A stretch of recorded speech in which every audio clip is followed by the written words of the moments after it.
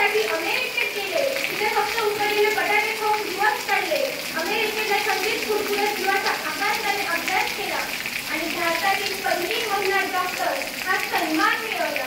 म्हणूनच म्हणते, जिने वैद्यकीय शिक्षणाचा घेतला ध्यास, जिने वैद्यकीय शिक्षणाचा घेतला ध्यास, कंबर कसून केला वैद्यक क्षेत्राचा अभ्यास, कंबर कसून केला वैद्यक क्षेत्राचा अभ्यास. परदेशात जाऊन कळस काढला यशाचा, परदेशात जाऊन कळस काढला यशाचा.